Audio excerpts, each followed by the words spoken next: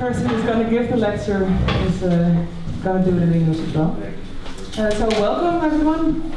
A lot of familiar faces for me from the University of Humanistics and a few of University Utrecht.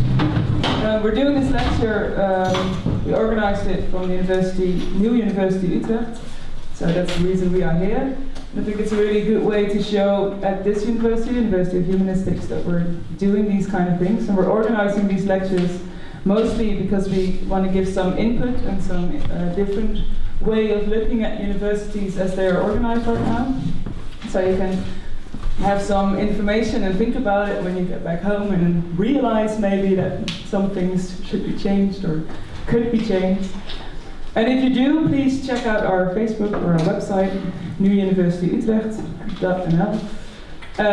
So you can see what else we are up to, because we're doing not only these kind of lectures, but also debates, and we have general assemblies and all kinds of stuff. So I think you'll be interested in that as well. I'm going to give the word to Michael Foley now. He's the professor of American politics and culture at the University of Groningen. Almost. I think there are other students in here that know him a bit better than I do, but I'm very curious about what he's going to tell us about the student movements in America. So I'm just going to pass the microphone. Should I use this, or can you hear me? Or is it better for the video? I'm in pretty good lecturing shape from the semester, so I'm used to shouting. But you can hear me okay? Yeah? Okay. So thanks, first of all. It's a privilege for me to be here. It's my first time in Utrecht, I must say, ever. I've been in Groningen only for less than 2 years. This is my second year there. I specialize in social movements in the United States in the post-1945 period, so it's nice when you start a new job and a social movement starts up right away that's sort of related to the kinds of things that you're interested in. So I really appreciate the invitation. I was going to say the only association I have with Utrecht is with the city's favorite sons in the band John Coffey, who had me in a video, so I usually play their comedic sidekick, but today we have to be more serious, talking about issues that I think are more, well, I'm not going to say the video wasn't also deeply important, because it was, but this is more serious stuff to cover. I should start by saying I come not only as a historian of American social movements, but as I say, as a faculty member at the University of Groningen, which is an institution that's plagued with all the same problems that you're confronted with here, and it seems at all of the other universities in this country. And it's not just this country. I taught in the United States for a long time. I taught in the UK for 4 years before I came here. And I think much of the substance of the critique that we see coming out of the new university movement here could be applied in the UK as well, and in the United States. It had something to do, those conditions had something to do with me moving on, in fact, to these other jobs. And in my view, having not been here for a very long time, but it seems to me, at least at my institution, there are a number of interrelated problems which are not unprecedented. So what I wanted to do at the outset was just talk about the problems I see confronting us here, and then talk about how they're not unprecedented, and talk about an American movement from 50 years ago that confronted basically the same kinds of issues, and how those provide, that example provides lessons for us, that some of which we might consider following and some of which we should be wary of. So, among the interrelated problems, at least that I see in my everyday life teaching at Groningen, the first is this kind of top-down administrative model, which I'm sure some of you are familiar with, in which several layers of bureaucrats, far removed from the worlds of research and teaching that you and I inhabit, dictate most of the terms of our existence. Although there may be a token representation of students and rank and file academic staff, at least this is the way it works in Groningen, in most of the committees, there's always a kind of token student. Martin here with a token student on one committee that I'm a part of. Those folks are seriously outnumbered in the decision making, right? So there's a problem as a result of transparency and democracy, or a lack of both is the problem, right? But that's a problem of process, right? A problem of process that springs from a much broader political and cultural problem, I would suggest. This notion that these people at the top somehow know better what the purpose of a university is and what the lives of students should look like when they finish university. So the question all of us should be asking is why a bunch of bureaucratic hacks get to make decisions that not only create obstacles to good research and good education, but who effectively set the course for my conditions of employment and for, if you are a student, your future. Why don't we have more say? Why don't we have an equal say, or you have an equal say in what your education and future look like, and not only your future as an individual, but the future of your society, which depends, I'd suggest, on universities. Those are perfectly reasonable questions, right? Kinds of questions that we should be asking in any university setting the world over. And students have, as I've suggested, demanded answers to them before.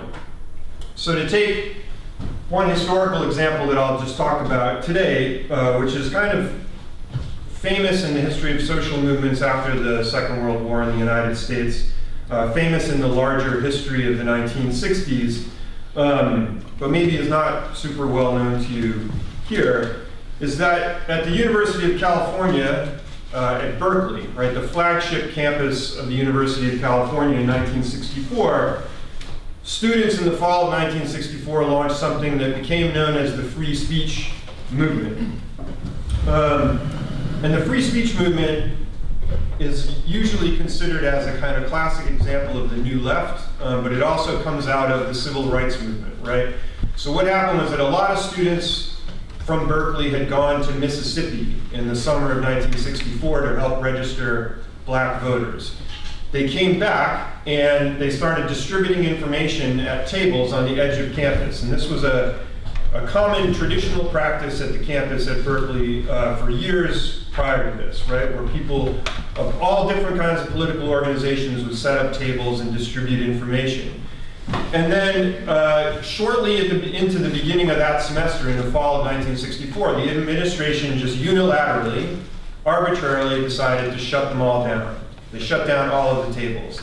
This was a colossal bureaucratic blunder because the effect that it had was to unite students who wouldn't otherwise have necessarily been organizing together on the same kinds of campaigns, right? They would do it, they typically were New Left, civil rights, and then some kind of conservative student groups and lots of in between. But this effect of shutting down their speech or their ability to talk about politics on the edge of campus caused them to unite, right? So first there was a mass sit-in of about 300 people at the main administration building that led to some arrests. One of the key events was that one of the organizers was arrested, brought to a police car right on campus, and then thousands of students spontaneously surrounded the police car, and there was a kind of standoff where this guy was held in the backseat of the police car for 32 hours, while students, one at a time, stood on top of the police car. They were very nice about it, taking their shoes off and climbing up very gently onto the roof of the police car to give speeches about what they thought this whole movement was about. And eventually they negotiated an end to that standoff. And then longer negotiations took place over the course of the semester, in which the administration proved to be, on several occasions, liars or otherwise behaved dishonorably. And I'm just going to show you a clip here. It's probably the most famous speech that came out of the free speech movement, one of the most famous speeches to come out of the movements of the 60s in the United States, in which the kind of de facto spokesman for the movement, a guy named Mario Savio, gives this speech spontaneously off the top of his head after having another kind of failed negotiation. And it precedes a much bigger sit-in that'll take place shortly after this. So here we are. 4 students are getting the axe, 6 organizations are getting the axe for standing up this semester and for fighting for these things. They're getting the axe not for what they did, but for what we have done. They spoke for us, they were part of us, they have been singled out, and they're going to be chopped off. We were told the following: if President Kerr actually tried to get something more liberal out of the regents in his telephone conversations, why didn't he make some public statement to that effect? And the answer we received from a well-meaning liberal was the following. He said, would you ever imagine the manager of a firm making a statement publicly in opposition to his board of directors? That's the answer. Well, I ask you to consider, if this is a firm, and if the Board of Regents are the Board of Directors, and if President Kerr in fact is the manager, then I tell you something, the faculty are a bunch of employees, and we're the raw materials. But we're a bunch of raw materials that don't mean to have any process upon us, don't mean to be made into any product, don't mean to end up being bought by some clients of the university, be they the government, be they industry, be they organized labor, be they anyone. We're human beings. There's a time when the operation of the machine becomes so odious, makes you so sick at heart that you can't take part. You can't even passively take part. And you've got to put your bodies upon the gears and upon the wheels, upon the levers, upon all the apparatus, and you've got to make it stop. And you've got to indicate to the people who run it, to the people who own it, that unless you're free, the machine will be prevented from working at all. The point of showing you that is to draw out this parallel, right, of this critique of the knowledge factory, right? And this term, the knowledge factory, as a kind of synonym for the modern university, was actually coined by the guy that he's criticizing in that speech, Clark Kerr, who is the chancellor at the University of California, right? And his idea that you were producing the sort of the managers of the next generation is central to that central to the vision, as I'll talk about in a minute, of the modern university, at least among the administrative types who he's critiquing there. And what had happened was that there had been a breakdown in negotiations about several students who had been suspended, including Savio, and he's criticizing them because Kerr, the president or the chancellor, had said that he had spoken to the governor, and the governor was Ronald Reagan, the governor was Pat Brown. This is what brings Ronald Reagan to office, and the governor wouldn't relent. But my point is that this is a famous speech for a reason, because it shows that the free speech movement was about a lot more than just free speech. And this is what it has in common, I'd say, with today's new university movement. The free speech movement was just as much about alienation in modern society, about frustration at feeling powerless, at feeling like you're being socially engineered as a student, as a young person, in the United States at the time, that you're being channeled into a society in a way that restricts your own freedom of choice.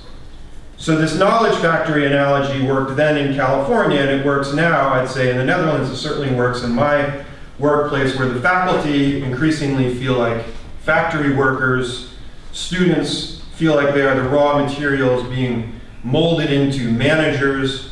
Bureaucrats and administration work in concert with corporations to produce these managers and workers, right?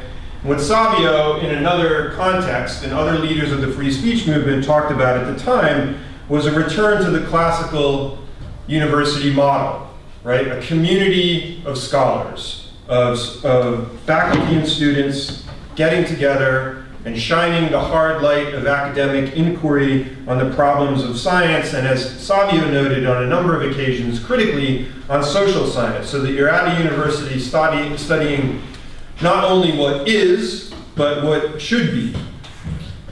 At the outset of the movement, he wrote, "The university is the place where people begin seriously to question the conditions of their existence, and raise the issue of whether they can be committed to the society they've been born into. After a long period of apathy during the 1950s, students have begun not only to question, but having arrived at answers, to act on those answers. This is part of a growing understanding among many people in America that history has not ended, that a better society is possible, and that it is worth dying for, right? Now, a lot of this is very dramatic sounding, but this is coming out of the civil rights movement, where people had been facing violence and near-death experiences on a regular basis. The problem that they were confronted with, however, was that the university administration, and this was true of universities across the country, but that the administration and its allies in government and industry did not see the purpose of the university in the same way, not any longer. Whereas the students' conception of the university suggested by a classical formulation was that it be in the world, but not of the world. Those are Savio's words. The Chancellor and Board of Regents, which is similar to the university boards here, believed that the university is part and parcel of this particular stage in the history of American society. It stands to serve the need of American industry. It is a factory that turns out a certain product needed by industry or government. So in effect, as Savio talked about many times in other speeches, the university forced students to suppress their creative impulses.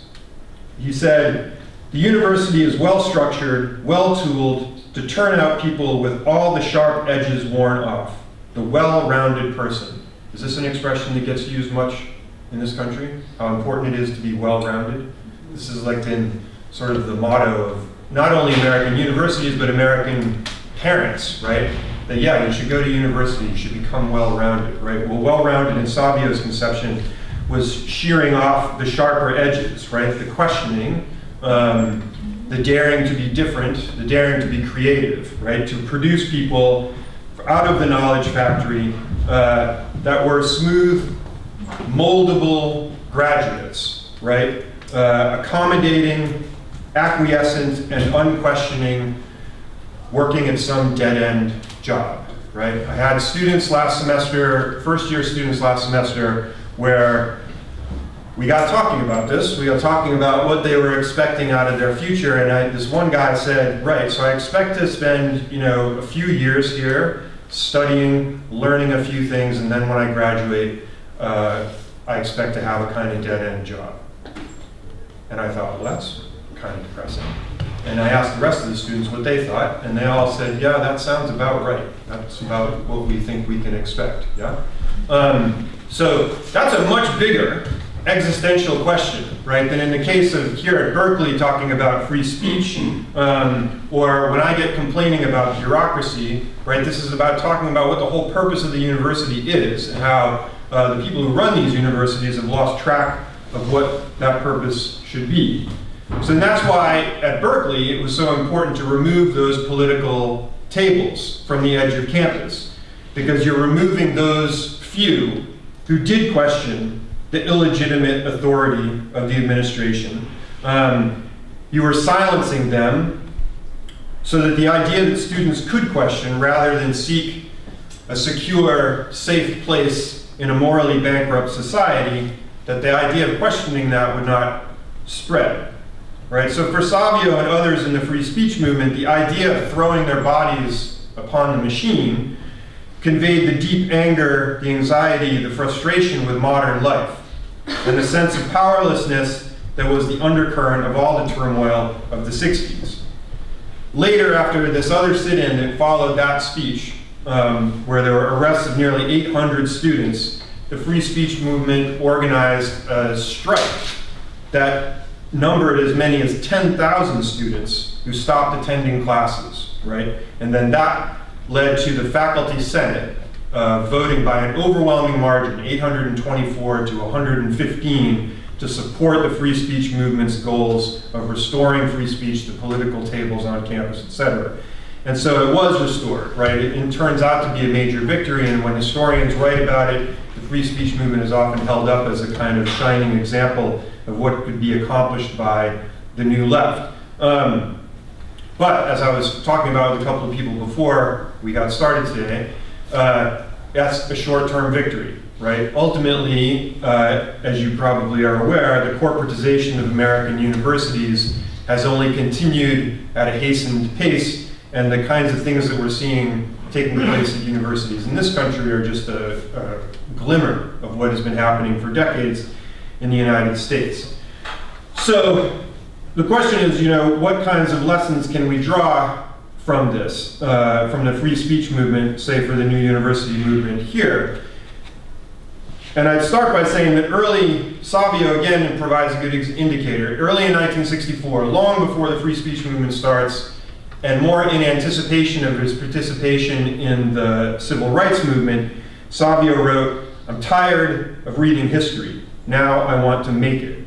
Now part of that was that he was part of a baby boom generation that was numerous, that felt these kinds of existential issues like the presence of the bomb, the human degradation that was an everyday or on display every day as a result of segregation, racial segregation, that there was a kind of calling for his generation to step up and do something. But at least in some of the things that I see these days, in this country, in the UK, in the United States, it may be your turn, our turn, to similarly decide to make history. One of the things that was accomplished across the 1960s in American universities was some coordination, right, campus by campus, but on a very kind of localized level. So what happens in the free speech movement to draw people in from all of these different political perspectives was to talk about what students thought they should be expecting from a university education. Part of that calculation is to talk about how powerless they feel, right? So when I got into a discussion with my students about how they're looking forward to a dead-end job, we started talking about powerlessness, right? And whether that was something they thought that the university should be kind of facilitating, or if they should be being treated in a way in which they garnered power or could seize power for themselves. And it's funny because I write about, well, it's not funny, but it's depressing. I write about punk these days in the United States in the late 70s, so 15, 20 years after this. And this idea of people having no future, right, because of the economic downturn in the 1970s, and then my sense is that among my undergraduates now, there's a similar sort of sense of having a limited future, right? That ought to be producing a kind of sense of outrage that should be able to power a social movement of substantial scale and potency. But I think part of what we have to do who are associated with the movement is to continue educating others, and not only other students, and not only other faculty, but everybody in the society, about what they should expect from their universities, right? It's become commonplace in Groningen and elsewhere to talk about, for the students to talk about this as our university. Well, it is the students' university, but it's everybody's university, right? You pay a shitload of taxes in this country, and I do too, and part of that money is going to pay for our universities, right? But then I also think that in the case of the free speech movement, the critical breaking point was this organizing with the faculty, and that's extremely important, and it's obviously already happening here. But that kind of combined attack on the part of students and faculty is really important and much more effective. It's much more difficult for the establishment to marginalize students when they're organizing with faculty as well, who, by the way, as I've alluded, feel equally alienated in our jobs, right? I, for one, would like to see a moratorium on idiotic bureaucratic requests that come through my inbox every day that totally waste our time filling out forms when what we ought to be doing is doing research and then transferring the knowledge from research in our classrooms.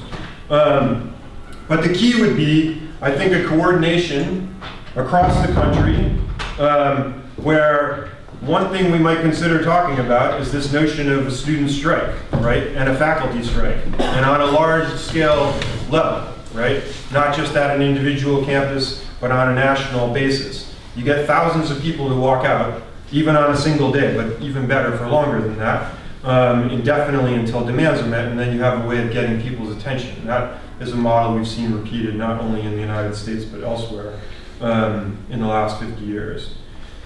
But most important, as part of this educational strategy, is that we have to cultivate successors, right? This is especially important for students. Because the problem with the free speech movement, the problem with the student movements of the 1960s in the United States is this, constant turnover of students. People graduate, they move on, right? And you've got to find a way to be bringing people in when they're in their first year, educating them, bringing them on board for the larger mission of the new university movement, and making sure that it's sustained, not just for the few years that we're all here, but for the years that come afterwards. Because I have children, you're going to have children who are going to be part of this, who are going to inherit the university, the new universities that are created by this movement. And it's important to maintain a steady stream of organizers, because this kind of movement doesn't happen organically on its own. It doesn't just survive that way. We need people who are constantly willing to question illegitimate authority, to demand more of their university education, to demand more than this expectation of just being well-rounded and having all their sharp edges shorn off. Thank you.